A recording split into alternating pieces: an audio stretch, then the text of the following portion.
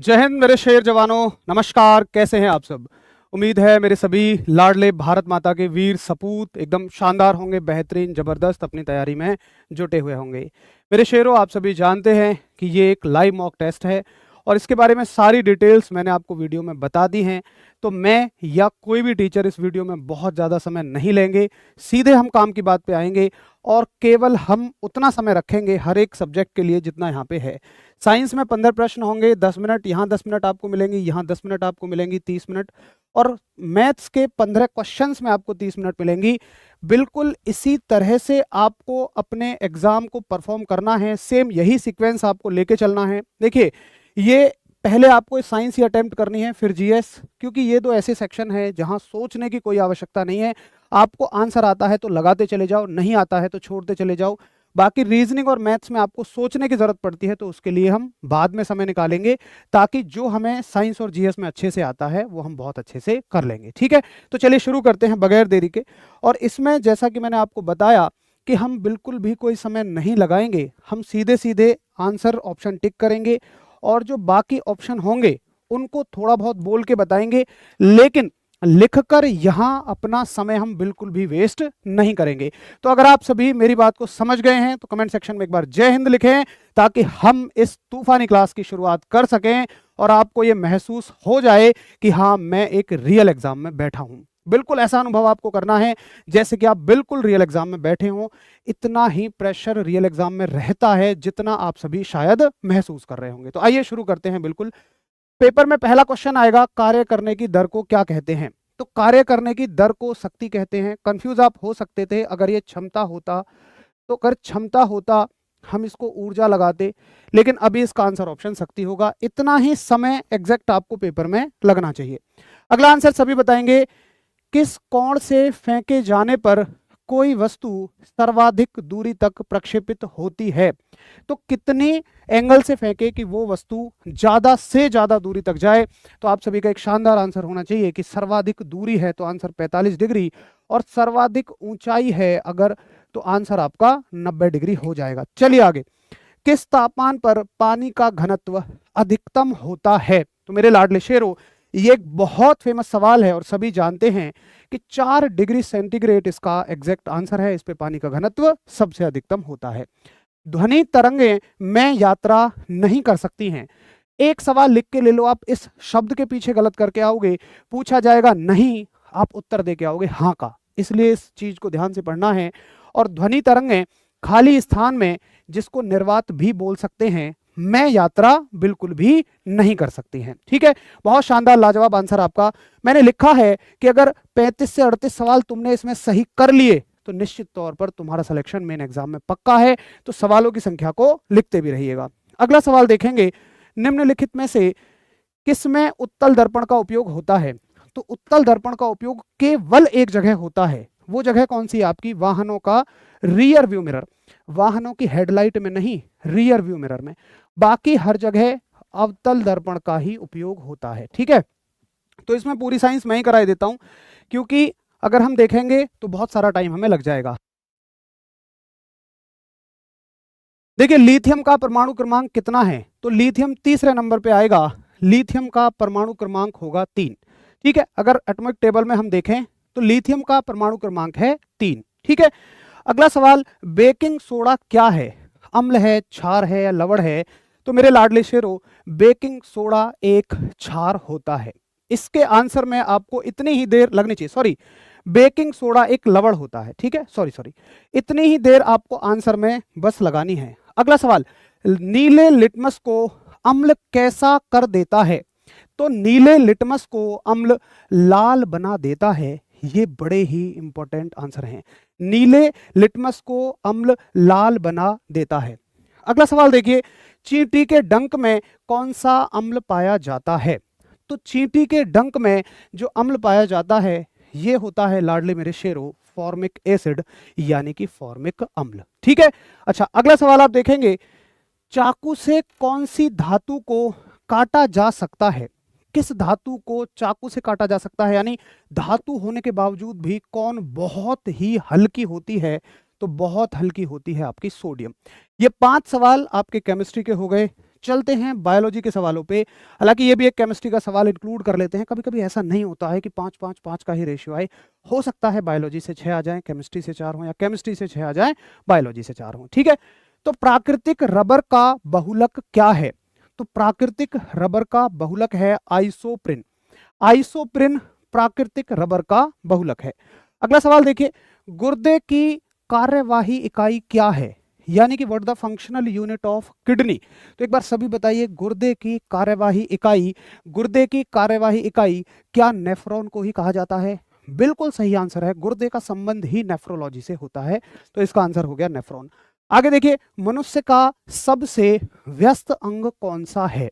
तो मनुष्य का सबसे व्यस्त अंग होता है हृदय, यानी कि हार्ट। ये हमेशा फंक्शनल रहता है। ठीक है, अगला सवाल देखिए, कुनैन किससे प्राप्त होती है? तो कुनैन प्राप्त होती है आपकी सिनकोना से। इतना ही समय आपको लगना चाहिए, मैं ज्यादा समय इसलिए नहीं ले रहा हूं, यहाँ एक्सप्लेनेशन नहीं करनी है, यहाँ आपको रियल एग्जाम से रूबरू कराना है, इतना ही बस समय आपको लगना चाहिए।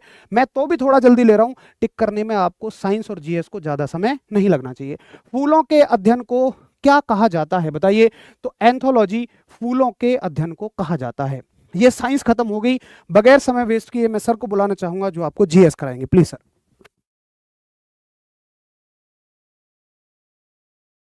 बहुत बहुत धन्यवाद सर। साथियों, डरना नहीं है, देखिए सुनिए, डरना नहीं है बिल्कुल। एग्जाम के जैसे माहौल में हम लोग क्वेश्चन बिल्कुल, देखिए गलती से भी एक भी क्वेश्चन गलत नहीं करना। ठीक है, चलिए हम जीएस की तरफ बढ़ते हैं। सभी साथी एक बार जीएस पे चलते हैं, बहुत प्यारे प्यारे क्वेश्चन आपको देखने के लिए मिलेंगे। ठीक है, देखिए हमारा क्वेश्चन आप सभी के सामने ये है, क्या है? क्वेश्चन नंबर 16 है। देखिए क्या कह रहा है, इनमें से किसे भारतीय रेल का जनक कहा जाता है? साथियों, सभी को पता है कि ये 1853 में चली थी और बहुत अच्छे तरीके से हमने क्लास में पढ़ा है और बहुत बेसिक क्वेश्चन है। किसने? डलहौजी के काल में। ठीक है साथियों, किसके काल में? डलहौजी के काल में। ठीक है, नेक्स्ट, मोहनजोदड़ो शब्द का अर्थ क्या होता है? आप सभी को बहुत बेसिक से बताया था कि मोहनजोदड़ो जो है हड़प्पा सभ्यता का सबसे बड़ा स्थल है। यदि हम तीनों देशों की बात करते हैं, यदि एक देश की बात करते हैं भारत का सबसे बड़ा कौन सा है? वो राखीगढ़ी है। ठीक है, तो कौन सा होगा? रहने का स्थान, बाजार स्थल, या फिर मृतकों का टीला? मृतकों का टीला जो है बिल्कुल बेहतरीन, सभी का बिल्कुल बेहतरीन आंसर आना चाहिए। ठीक है, बिल्कुल बहुत बढ़िया, सभी का आंसर ये बड़ा बेहतरीन आ रहा है। नेक्स्ट क्वेश्चन, प्रसिद्ध पुस्तक मेघदूत के लेखक कौन है? कौन बच्चे? मेघदूत के लेखक कौन है? इस चीज का ध्यान रखना है। बहुत बेहतरीन, शूद्रक, कालिदास, वात्स्यायन, भास। बहुत, इसका ऑप्शन हम कहां जाएंगे बच्चे? ऑप्शन नंबर बी, जिसे हम महाकवि कालिदास के नाम से जानते हैं। किसके नाम से जानते हैं साथी? बिल्कुल महाकवि कालिदास के नाम से इन्हें जाना जाता है। ठीक है, सभी बेहतरीन, बहुत बढ़िया। चलिए साथी, अगला क्वेश्चन देखिए। देखिए ऐसा क्वेश्चन हमें देखने के लिए मिलता है बहुत बेहतरीन। देखिए हमने जिस तरीके से प्रैक्टिस सेट है, उसके बाद में हमने क्रैश कोर्स भी है और हमने बेसिक चीजें भी देखी हैं। जैसे देखिए, किसके शासनकाल में ह्वेनसांग भारत आया था? बहुत बेसिक सा क्वेश्चन है। ऐसे क्वेश्चन हमें परीक्षा में देखने के लिए बिल्कुल मिलेंगे, और जब मिलेंगे तो मैंने बहुत अच्छे तरीके से बताया कि है से ह्वेनसांग होता है और है से ही हर्षवर्धन। बिल्कुल लगा देंगे, आप सभी को याद आ गया होगा। प्रैक्टिस सेट में भी हमने ऐसे क्वेश्चन बहुत देखे थे, है से ह्वेनसांग और है से बच्चे हर्षवर्धन। ठीक है, उम्मीद ये कर रहा हूं कि आपके क्वेश्चन बिल्कुल भी गलत ना जाए। ठीक है, खुद पर विश्वास रखिए और आगे बढ़ते रहिए। नेक्स्ट क्वेश्चन की तरफ बढ़िए। अगला क्वेश्चन इससे भी प्यारा है। क्या है?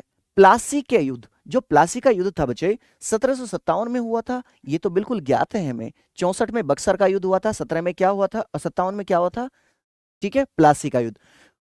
प्लासी के युद्ध के समय बंगाल का नवाब कौन था? देखिए नवाब दोनों के याद रखना, 64 का भी याद रखना है, बक्सर वाला भी, और आपको प्लासी का भी। तो सभी मीर जाफर, मीर कासिम, सिराजुद्दौला। बहुत अच्छे तरीके से समझाया था। 6 से 57 होता है और 6 से क्या होता है? सिराजुद्दौला। कौन बचे? सिराजुद्दौला। ठीक है, बहुत बढ़िया। 64 में बक्सर के युद्ध में कौन था? कौन था? मीर जाफर था। कासिम को 63 में ही हटा दिया गया था। याद होगा ना ये सब चीजें, वो जीके जीएस के भंडारे में से। बहुत बढ़िया। नेक्स्ट, सौरमंडल का सबसे छोटा, कितना गरीब क्वेश्चन है। ऐसे क्वेश्चन आप सभी को पता है, डायरेक्ट क्वेश्चन पूछा था लास्ट ईयर कि ग्रह कितने, ग्रह ही पूछ लिए थे, तो हमें छोटा बड़ा क्रम के हिसाब से पृथ्वी का कौन सा क्रम है, वो 5वां क्रम ग्रहों के आधार पर। ठीक है, बात करें सौरमंडल का सबसे छोटा, आप सभी को पता है सूर्य के सबसे नजदीक भी यही है और सबसे छोटा भी यही है। ठीक है, बहुत बढ़िया, ऐसे क्वेश्चन आ जाए तो बस मजे ही मजे हैं भाई, हैं, फिर तो वर्दी पक्की है। नेक्स्ट, कुल अक्षांशों की संख्या कितनी है? ठीक है, मैंने बताया था जो लेटी हुई हैं वो लेटीट्यूड कहलाएंगी, जो लेटी हुई हैं वो लेटीट्यूड कहलाएंगी, और बहुत अच्छे तरीके से जाना था 90 प्लस 90 प्लस 0 डिग्री वाली। ठीक है, तो कितनी हुई थी? 181। अक्षांशों की संख्या साथी कितनी? 181। कितनी हुई थी? 181 हुई थी। ठीक है, यहां तक क्लियर है? बहुत बढ़िया। नेक्स्ट आ जाते हैं, विश्व में सबसे लंबी पर्वत श्रृंखला कौन सी है? विश्व में पर्वत श्रृंखला सबसे लंबी कौन सी है? बिल्कुल समय नहीं लेना कि हमने पढ़ रखी है। ठीक है, बहुत अच्छे, एंडीज है जो कि दक्षिण अमेरिका में। कौन सी है साथी? एंडीज पर्वत श्रृंखला है जो कि दक्षिण अमेरिका में, रॉकीज दूसरे नंबर के जो कि उत्तरी अमेरिका में स्थित है। ठीक है, बहुत बढ़िया, गजब। नेक्स्ट आ जाते हैं, नर्मदा नदी निम्नलिखित में से किस स्थान से निकलती है? नदियों से याद रखना, एक क्वेश्चन 100% नदियों से क्वेश्चन आना है भाई। ठीक है, बोलना नहीं है, दो चीज तो बिल्कुल कंठस्थ कर लो, कहां से निकल रही है और कहां मुहाना बना रही है। मुहाना मतलब कि जहां वो जल गिरा रही है। ठीक है, बहुत बढ़िया, जिन साथियों ने आंसर दिया बहुत अच्छे, बेहतरीन। कहां से साथी? अमरकंटक से। कहां से? बहुत बढ़िया। नेक्स्ट, भारत के दूसरे राष्ट्रपति कौन थे? भारत के दूसरे राष्ट्रपति याद करो, कितनी बार आपको वो एक ट्रिक याद कराई थी। ठीक है, राजू की राधा जाकर गिरी फखरुद्दीन रेड्डी की जेल में, तब रमाशंकर नारायण की कलम से प्रतिभा निकली, प्रणव कवि मुर्मू की। ठीक है, राजू की राधा, राधा से क्या होगा बच्चे? ठीक है, बहुत बढ़िया, डॉक्टर एस राधा कृष्णन। ठीक है, राजू की राधा। ठीक है, बहुत बढ़िया। नेक्स्ट क्वेश्चन पर आ जाते हैं, स्वतंत्र भारत के पहले वित्त मंत्री कौन थे? स्वतंत्र भारत के पहले वित्त मंत्री कौन थे? मैंने बताया था बहुत अच्छे तरीके से हमने इन सभी पर काम किया था। वित्त मंत्री की बात आते के साथ ही क्या? Option number B. क्या साथी? Option number B. गलती मत करो, गलती क्षम्य नहीं है। ठीक है, नेक्स्ट, संविधान सभा के अस्थायी अध्यक्ष कौन थे? जो पहली सभा हुई थी 9 दिसंबर को, उस दिन अस्थायी अध्यक्ष चुने गए। दूसरी सभा में आपको पता है क्या है? स्थायी अध्यक्ष चुने गए थे।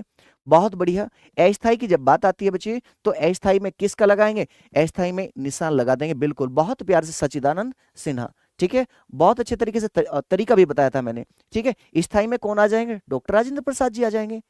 कौन आ जाएंगे? डॉक्टर राजेंद्र प्रसाद। यहां तक क्लियर है और बेहतरीन भी है।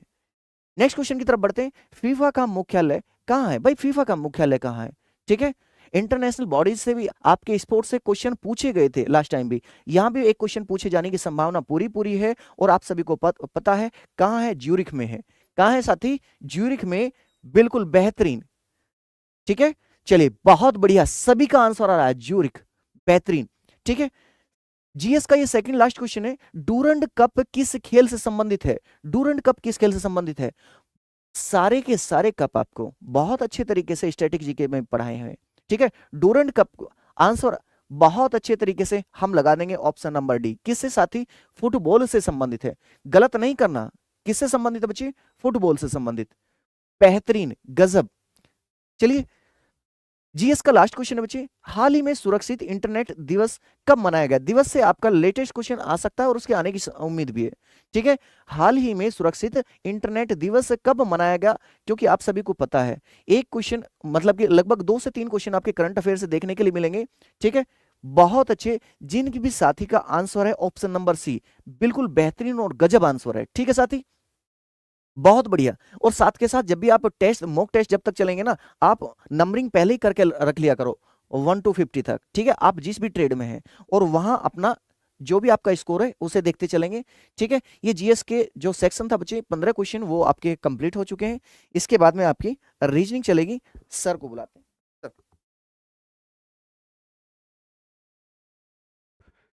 बहुत बहुत धन्यवाद सर आपका। नमस्कार बच्चों, शुरू करते हैं रीजनिंग के क्वेश्चंस के साथ। ठीक है, पहला क्वेश्चन देखते हैं प्यारे बच्चों। फर्स्ट क्वेश्चन को देखिए क्या कहता है, उस विकल्प का चयन करें जो तीसरे नंबर से उसी प्रकार संबंधित है जैसे दूसरा नंबर पहले नंबर से संबंधित है और छठा नंबर 5वें नंबर से संबंधित है। तो ये रिलेशन बेस्ड क्वेश्चन आपके सामने है। आपको बताना है कि 15 और 210 में वही रिलेशन है जो रिलेशन 20 और 380 में है, और ऐसा ही रिलेशन 21 का क्वेश्चन मार्क वाला जो भी नंबर है उसके साथ है। तो प्यारे बच्चों इसका सही आंसर होगा ऑप्शन नंबर बी 420, क्योंकि आप यहाँ पर देख पा रहे हैं कि अगर मैं 20 में 19 से मल्टीप्लाई करूंगा तो 380 आएगा। उसी तरीके से अगर मैं 15 में 14 से मल्टीप्लाई करूंगा तो 210 आएगा। अगर मैं 21 में एक यूनिट कम करके, अगर ये n है तो n-1 से मल्टीप्लाई करूंगा तो 420 ऑप्शन नंबर बी इस क्वेश्चन का आंसर होगा। ठीक है, आगे बढ़ते हैं।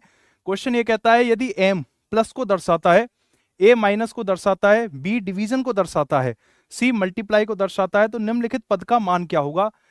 नंबर जल्दी से क्वेश्चन को आप सॉल्व करिए। ठीक है, 25 b 5 c 5 m 5 a 4, तो जल्दी से बताएंगे सभी साथी क्या इस क्वेश्चन का आंसर होगा। ठीक है, तो आप देखिए 25 और जो b है, b की वैल्यू क्या है, डिवीजन, तो b की जगह आ जाएगा डिवीजन 5। c की वैल्यू दी गई है क्वेश्चन के अंदर प्यारे बच्चों मल्टीप्लाई, ठीक है 5 अगेन 5, फिर m की वैल्यू दी गई है प्लस, ठीक है m की वैल्यू दी गई है प्लस, फिर अगेन 5, और a की वैल्यू दी गई है प्यारे बच्चों माइनस, एंड नाउ 4। ठीक है, आप जानते हैं कि जो बोर्ड मास की कॉन्सेप्ट होती है, ठीक है, उसमें सबसे पहले अगर हम साइन की बात करें तो पहले डिवीजन को लेंगे, फिर मल्टीप्लाई, फिर प्लस, फिर लास्ट में माइनस को लिया जाएगा। यानी कि आपको पहले 5 का भाग 25 में लगाना है, जो कि 5 बार जाएगा। 5 की गुणा 5 में करेंगे 25, फिर 25 में 5 जोड़ेंगे 30, 30 में से 4 घटाएंगे, तो दोस्त आपके क्वेश्चन का आंसर क्या हो जाएगा, ऑप्शन नंबर बी 26। ठीक है, ऑप्शन नंबर बी 26 क्वेश्चन का सही आंसर है। 5 का भाग 25 में लगाया 5, 5 की गुणा 5 में की 25, 25 5 30, 30 में से 4 घटाएंगे तो 26 क्वेश्चन का आंसर आएगा। अगला क्वेश्चन देखिए, विक्रम 20 वर्ष का है और रानी 30 वर्ष की है, कितने वर्ष पहले उनकी उम्र का अनुपात 3:5 था। ठीक है, कितने वर्ष पहले उनकी उम्र का अनुपात 3:5 था। चलिए, तो चलिए बेटा इस क्वेश्चन का आंसर क्या होगा। आप देखिए, विक्रम और रानी ये दो अलग अलग बंदे हैं। विक्रम की जो आयु है वो 20 वर्ष है, रानी की आयु 30 वर्ष है। वो पूछ रहा है कितने वर्ष पहले, कितने वर्ष पहले, मान लो x वर्ष पहले। ठीक है, अगर x वर्ष पहले विक्रम की हम एज निकालेंगे तो हमें रानी की भी एज x वर्ष पहले ही निकालनी पड़ेगी, और इन दोनों का रेशो क्या दिया गया है 3/5।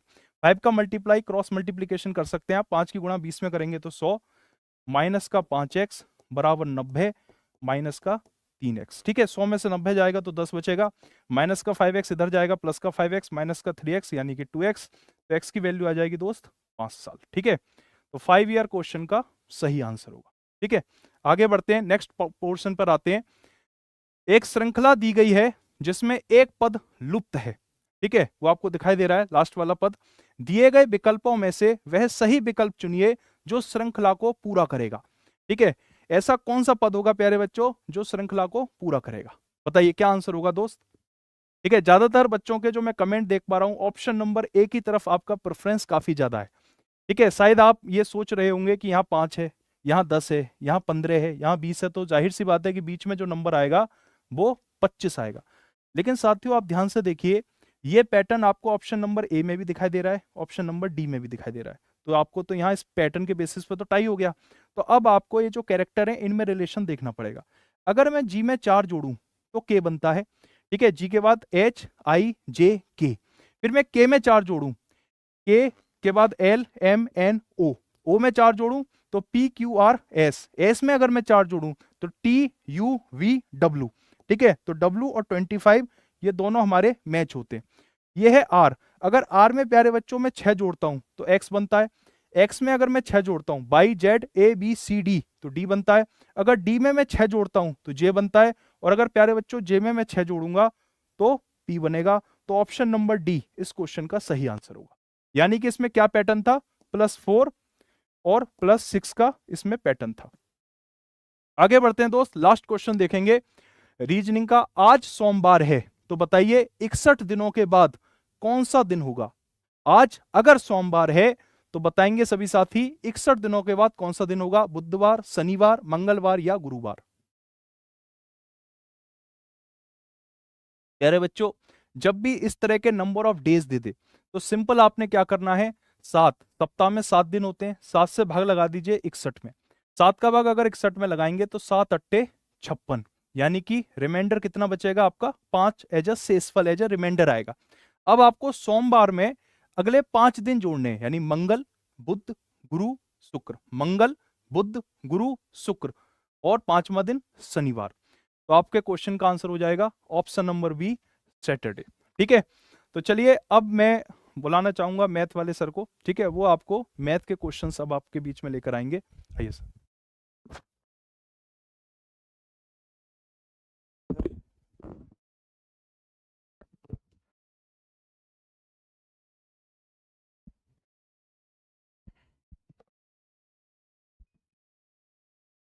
इसी बंद कर दे भाई। नमस्कार मेरे प्यारे साथियों, कैसे हो? तो मेरे भाई अब हम मैथ का सेक्शन शुरू करते हैं। मैथ के सेक्शन को शुरू करने से पहले कुछ ज़रूरी बातें जो मैथ के सेक्शन के लिए बहुत ही ज़्यादा ज़रूरी है। हमें क्वेश्चंस को जल्दी करना है, जल्दबाजी नहीं करनी। दोनों में फ़र्क है। क्वेश्चन को जल्दी करना है, जल्दबाजी नहीं करनी। मतलब क्या हुआ मेरे भाई? हर क्वेश्चन को 4 से 5 सेकंड की इज्जत हम एक्स्ट्रा देंगे। हर क्वेश्चन को 4 से 5 सेकंड ज़्यादा देंगे ताकि हम अपनी एक्यूरेसी जो आंसर निकालेंगे वो बिल्कुल ठीक निकालेंगे।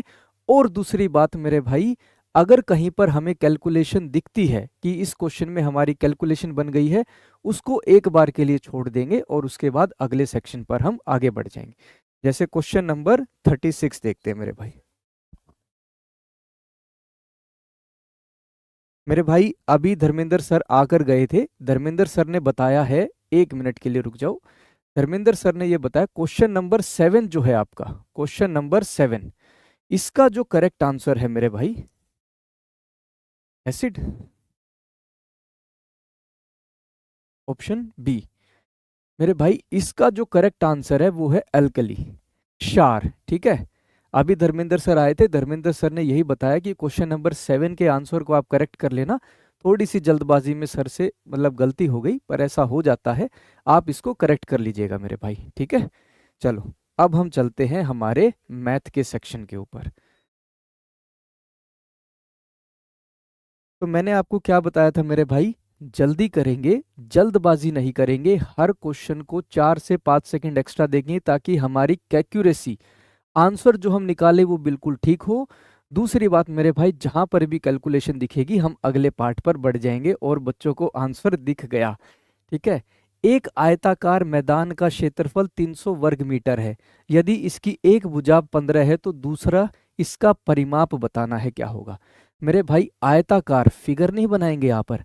आयताकार के क्षेत्रफल का फॉर्मूला होता है लंबाई गुणा में दूसरी भुजा। किसके बराबर दिया है? क्षेत्रफल 300। तो यहां से दूसरी भुजा कितनी आ गई मेरे भाई? 20। 300 बटे 15 नहीं लिखेंगे, सीधा 20 लिखेंगे। अब मेरे भाई परिमाप, परिमाप का फॉर्मूला क्या होता है? 2 गुणा लंबाई प्लस में चौड़ाई। 15 प्लस 20 कितना? 35। 35 दूनी कितना होता है? 70। आंसर कितना हुआ? 70।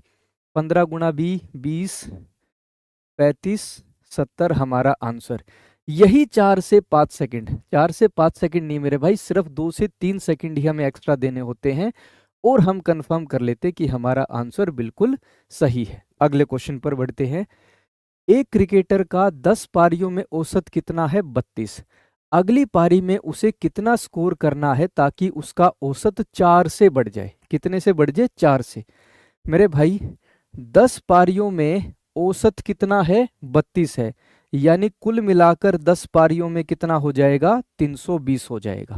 कितना होगा? 320 होगा। ठीक है, 11 पारियों में, 11 पारियों में औसत उसका 4 से बढ़ जाए। पहले कितना है? 32। 32 में 4 बढ़ जाए यानी 36। 11 गुणा में 36 करेंगे, कितना हो जाएगा? 396। 11 पारियों में 396, 10 पारियों में 320, यानी 11वीं पारी में आंसर कितना आया? 76 आ गया। आंसर कितना हुआ? 76। यहां पर एक चीज समझना मेरे भाई, नोट करने की जो बात है मेरे भाई, 36 को किससे गुणा करना है? 11 से। जरा शॉर्ट ट्रिक देखो, 6 को ऐसे ही लिख दिया, 3 और 6 कितना हो जाएगा? 9, 3 हमने ऐसे लिख दिया। एक ही लाइन में किसी भी संख्या को 11 से गुणा करना है, हम कर सकते हैं। ऐसे मेरे भाई 25 को 11 से गुणा करना है, 5 ऐसे लिख दिया, 5 और 2 7, 2 हमने ऐसे लिख दिया।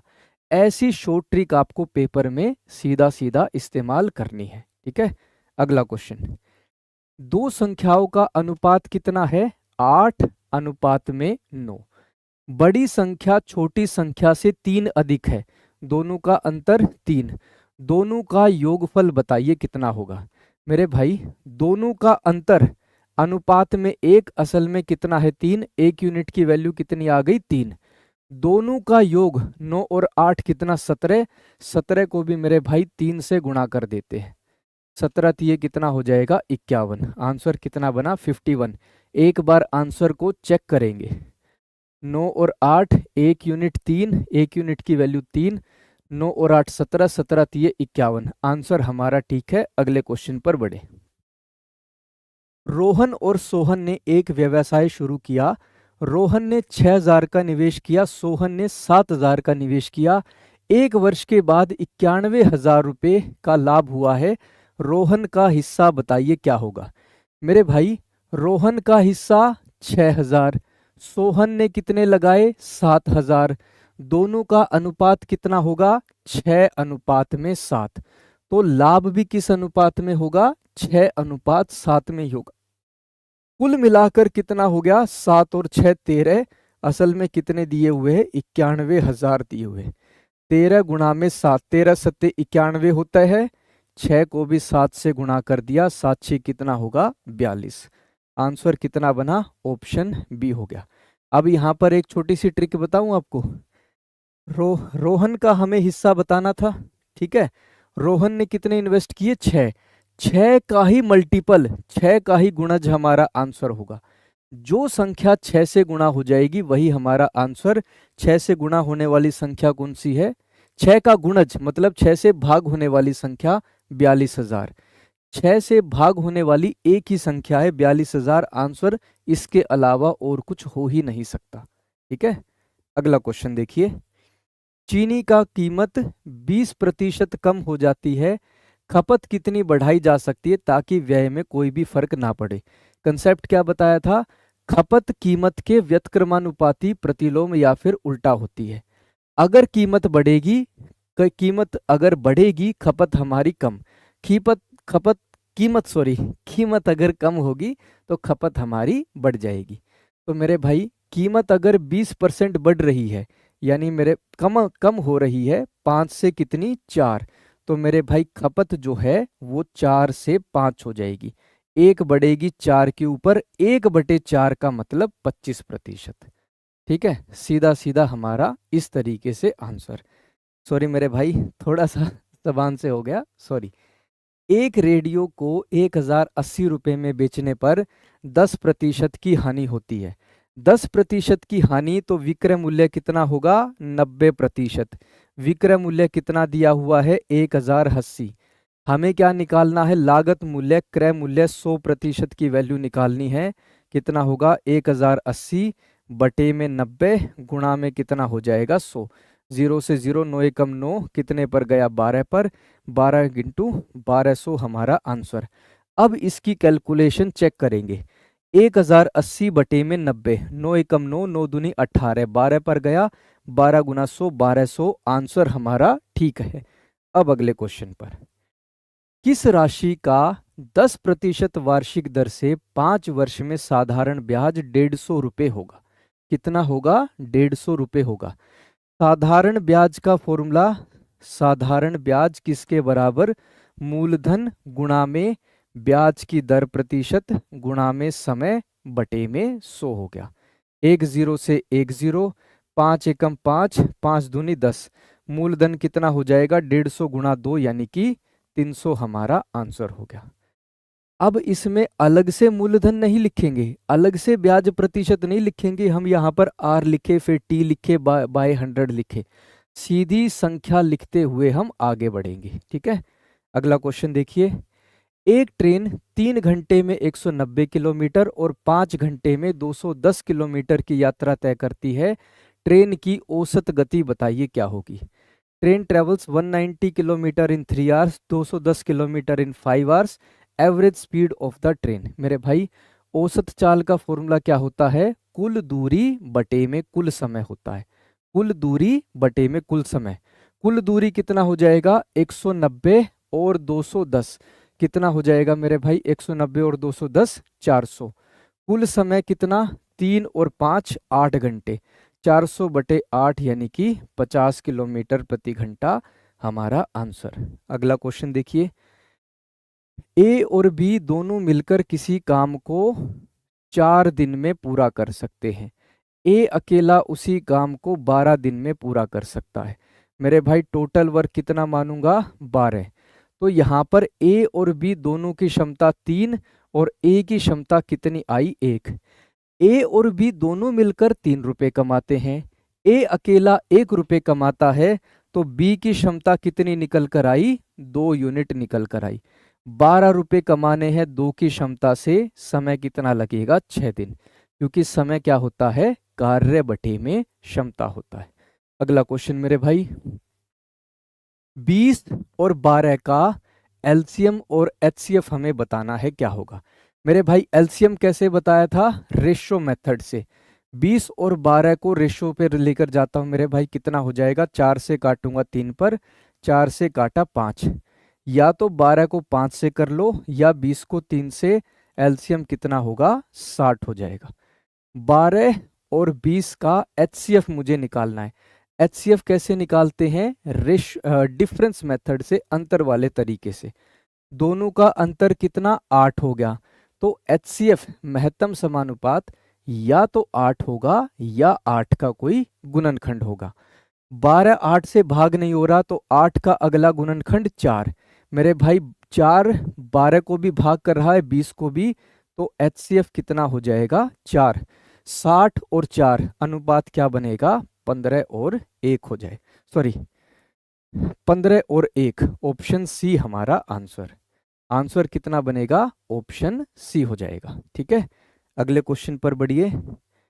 अब ये क्वेश्चन देखो मेरे भाई, बोर्ड मास से हमारा सोल्व होगा, लेकिन हमें पता है कि इस क्वेश्चन में हमें कैलकुलेशन करनी ही पड़ेगी, तो हम इस क्वेश्चन को छोड़कर अगले क्वेश्चन पर बढ़ते हैं। यहां हमें पता है कैलकुलेशन होगी ही होगी। अगला क्वेश्चन देखो मेरे भाई, 785 गुणा 785 गुणा 785 प्लस में 215 गुणा 215 गुणा 215। 3 बार एक ही संख्या गुणा हो रही है, यानी कि क्यूब का फॉर्मूला लग रहा है। ए क्यूब प्लस में बी क्यूब बटे में A square plus B square minus A B.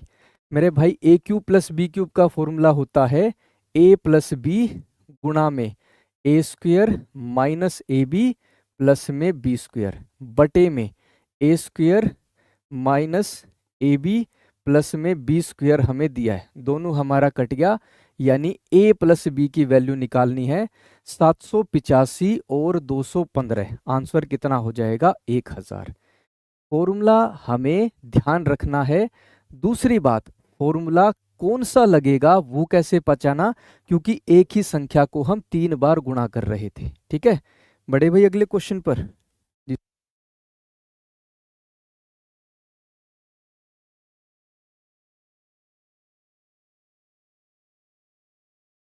अब मेरे भाई देखो, 0.5 की पावर 4 माइनस में 0.4 की पावर 4 बटे में 0.5 का वर्ग प्लस में 0.4 का वर्ग हो गया। यहाँ पर ध्यान करना मेरे भाई, यहाँ पर ध्यान करो। 0.5 का वर्ग प्लस में 0.4 का वर्ग, 2 को अगर मैं दुगना करता हूँ, 2 को डबल करता हूँ, तो मुझे पावर 4 मिलती है। क्या मिलती है? पावर 4। मैं क्या कर रहा हूँ मेरे भाई, यहाँ पर 0.5 का वर्ग, 0.5 का वर्ग को मैं a मान लेता हूँ, और 0.4 के वर्ग को जो है मैं b मान लेता हूँ। क्या मान लिया? b। तो हमें संख्या क्या दी है? ऊपर a स्क्वायर माइनस में b स्क्वायर बटे में नीचे वैल्यू क्या है? a प्लस b की वैल्यू है। a square minus b square किसके बराबर होता है मेरे भाई? a माइनस b गुणा में a प्लस b के बराबर, बटे में मेरे भाई क्या हो गया? a प्लस में b। a plus b cut गया, यानी हमें a माइनस b की वैल्यू निकालनी है। ए क्या है मेरे भाई 0.5 का वर्ग माइनस में 0.4 का वर्ग हो गया। फिर से मेरे भाई X square minus Y square का formula, X square minus Y square का फॉर्मूला क्या होता है, एक्स माइनस वाई गुणा में एक्स प्लस में वाई। 0.5 में से 0.4 माइनस करेंगे कितना हो जाएगा 0.1। 0.5 में 0.4 को जोड़ेंगे कितना हो जाएगा 0.9। 0.1 को 0.9 से गुणा करूंगा, आंसर कितना बनेगा, आंसर कितना होगा, गलत कर दिया ना, कर दिया गलत, 0.09 होगा, 0.09 होगा। इसीलिए कहा था मैंने क्वेश्चन की शुरुआत में जब मैंने पहला क्वेश्चन कराया था, हर क्वेश्चन को 4 से 5 सेकंड ज्यादा देना है, 4 से 5 सेकंड, ताकि अपनी एक्यूरेसी बना सको। 0.1 का मतलब 1/10, 0.9 का मतलब 9/10। अगर मैं दोनों को गुणा करता हूं कितना होगा 9/100, 9/100 0.09 होता है। ठीक है, कर दिया ये क्वेश्चन गलत, और वो किस लिए, जल्दबाजी में, क्योंकि आंसर सभी को पता था। ठीक है, आंसर सभी ने निकाला, गलती कहाँ करी कि भाई हमने कैलकुलेशन जल्दी कर दी। ठीक है, तभी मैंने कहा था शुरू में, हाँ मोए मोए हो गया, बिल्कुल बेटा जी, यही मोए मोए, यही इसी को ही कहते हैं। देखो राजेश ने ऐसे वाला स्माइली भेजा है सर, देखो लज्जा आ रही है उसको, खुद पे लज्जा आ रही है ढक्कन। चलो अगला क्वेश्चन देखते हैं। दो संख्याओं का योग 7 और उनका गुणनफल कितना है 12, दो संख्याओं का अंतर बताइए क्या होगा। मेरे भाई योग कितना है 7, गुणनफल कितना है 12। ऐसी दो संख्याएं सोच लो जिनका योग 7 हो और गुणा करने पर 12 हो, क्योंकि योग भी छोटा सा है और गुणनफल भी छोटा सा है। ऐसी संख्या कौन सी होगी, 3 और 4। मेरे भाई 3 और 4 का योग अगर मैं ऐड करता हूं तो 7 बनेगा, और गुणा करता हूं, प्रोडक्ट करता हूं, 3 चौके कितना होता है 12। दोनों का अंतर पूछा है, आंसर कितना हो जाएगा सी। ठीक है, फिर से एक बार चेक करें, 3 + 4 7, 3 × 4 12, दोनों कंडीशन पूरी है, दोनों का अंतर बताना है, आंसर कितना होगा 1 होगा। अगला क्वेश्चन मेरे भाई लास्ट, दो संख्याओं और उनके वर्गों के बीच का अंतर क्रमशः कितना है 3 और 39। दो संख्याओं का अंतर कितना है 3, दो संख्याओं के वर्गों का अंतर, ठीक है, कितना है मेरे भाई 39 है। a² - b² का फॉर्मूला क्या होता है, a - b गुणा में a प्लस में b, किसके बराबर है मेरे भाई 39 के बराबर।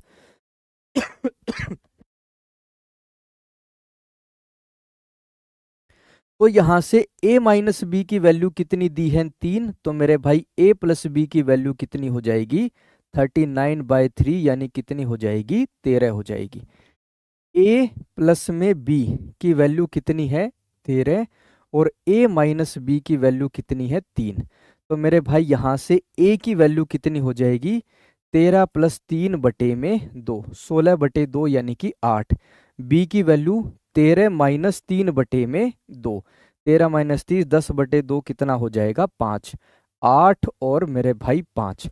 हमसे क्या पूछा है, बड़े वाली संख्या 8 हमारा आंसर हो गया। इस क्वेश्चन के लिए कंसेप्ट को समझना मेरे भाई, जो छोटी कैलकुलेशन मैंने करी है, a + b की वैल्यू अगर m दी है और a - b की वैल्यू कितनी दी है n, तो मेरे भाई a की वैल्यू कितनी हो जाएगी m + n/2, और b की वैल्यू कितनी होगी m - n/2 हो जाएगी। तो ये सीधी सीधी ट्रिक आप याद कर सकते हो।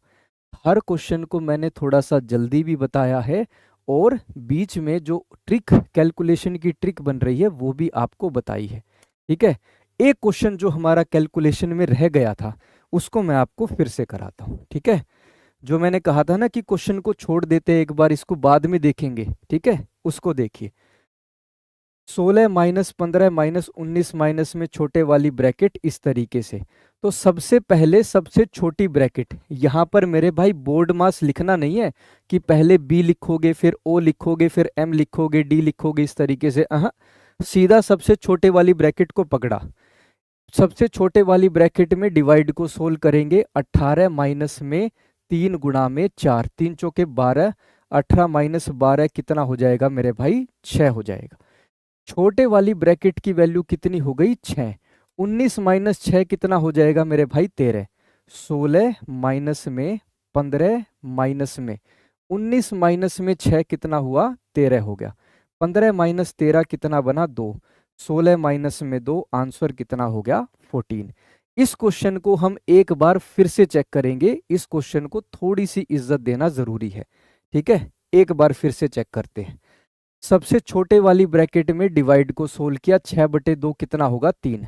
18 माइनस में 3 गुणा में 4, 3 चौके 12 होता है। 18 माइनस में 12 कितना हो गया मेरे भाई? 6।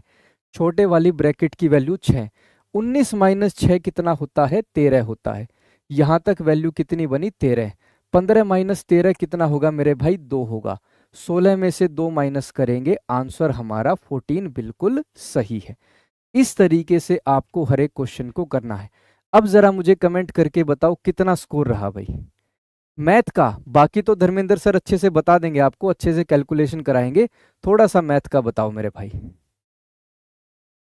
हाँ, अब जो गलती करी थी ना, जो एक ऑप्शन था 0.09, ऐसी पेपर में गलती नहीं करनी है, ठीक है? लीजिए सर।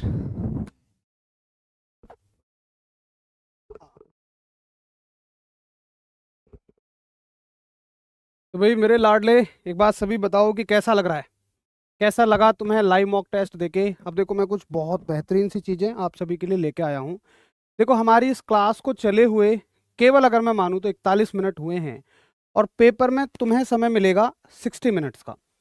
तो अगर आप ऐसे भी सॉल्व करेंगे जैसे अभी हमने सॉल्व किया है, तो तुम्हारे पास कितने मिनट बच जाएंगे? तुम्हारे पास लगभग 20 मिनट अभी भी बचे हुए हैं। यानी कि मैं मानता हूं जिस भी बच्चे का रीजनिंग में थोड़ा सा हाथ तंग है कैलकुलेशन करने में, या जिस भी बच्चे का मैथ्स में थोड़ा सा भी हाथ तंग है कैलकुलेशन करने में भी, अभी भी उसके पास पूरे के पूरे 20 मिनट बचे हुए हैं चीज़ों को सॉल्व करने के लिए, ठीक है? अब देखिए, अगर मैं आपको एक टाइम बताऊं, हमारा इस लाइव मॉक टेस्ट को लेने का उद्देश्य यही था कि सबसे बड़ी चीज़ हम टाइम मैनेजमेंट को समझ पाएं कि टाइम हम कैसे मैनेज करेंगे। देखो, अगर तुमने समय से पहले पेपर चल रहा है तुम्हारा, तो समझो कि तुम्हारा कॉन्फिडेंस 7वें आसमान पे है और मुश्किल से प्रश्नों को भी तुम कर ले जाओगे। लेकिन अगर समय का दबाव एक बार तुम पे बन गया, तो तुम कभी भी सही से नहीं परफॉर्म कर पाओगे। अब देखो, इस पूरे मॉक टेस्ट में जो हमें समय लगा, वो लगा भाई, साइंस को हमने दिए थे 8 मिनट। एक बात बताओ, क्या आपको पेपर में इससे ज़्यादा समय लगना चाहिए? क्योंकि वहाँ पे तो ऑप्शन टिक ही करने हैं।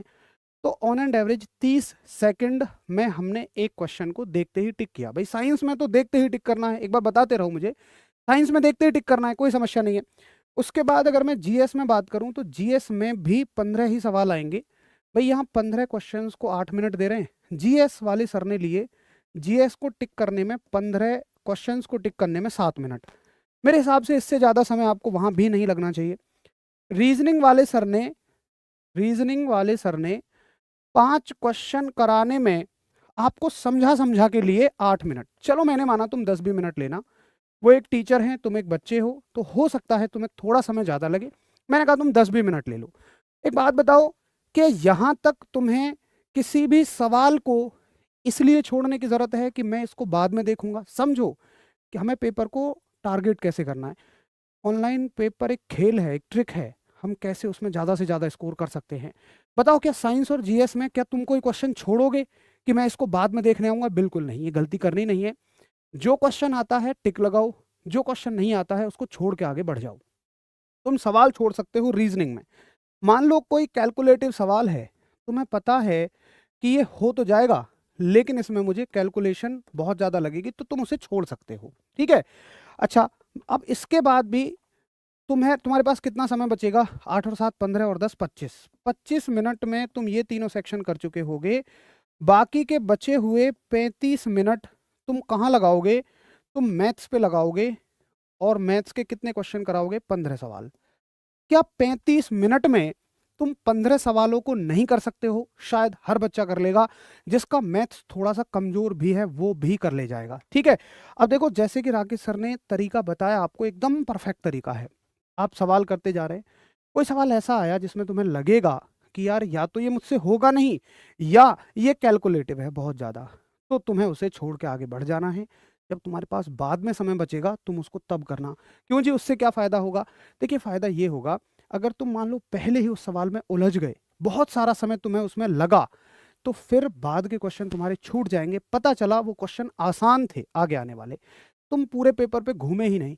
जो बच्चा पूरे पेपर पे ना घूमे कंपटीशन में, समझ लेना उसका कभी सिलेक्शन नहीं है। सिलेक्शन केवल उसका है जो पूरे पेपर पे कम से कम घूमे। तो आप जब एक बार पूरे पेपर पे घूम जाओगे, 2-3 सवाल तुम्हारे बच भी गए, तो समझ लो कि तुम्हारा सिलेक्शन नहीं रुक रहा है उन 2-3 सवालों की वजह से। क्योंकि अगर तुम्हारी तैयारी अच्छी है, वो तुमसे नहीं हुए तो हो किसी से भी नहीं रहे।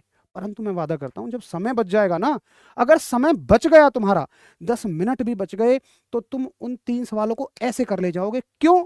पहले क्यों नहीं हुए? क्योंकि कॉन्फिडेंस डाउन था। बाद में क्यों हो जाएंगे? क्योंकि कॉन्फिडेंस बहुत ऊपर है। सारा खेल पेपर में कॉन्फिडेंस का है। जब आत्मविश्वास होता है ना, तो मुश्किल मुश्किल सवाल भी आराम से हो जाते हैं। तो ये तरीका हमें फॉलो करना है।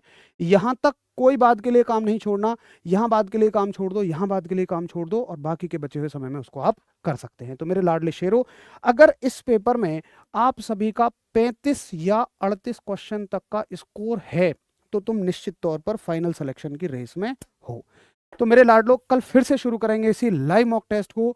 एक बार फिर से आप सभी रिवाइज करके आइए अच्छे से, धुरंधर तरह की तैयारी के साथ। फिर मिलेंगे कल 9 बजे। कमेंट सेक्शन में सभी स्कोर बताएंगे और मुझे बताएंगे ये तरीका आपको कैसा लगा। फिर मिलते हैं कल। सभी को जय हिंद, नमस्कार, धन्यवाद।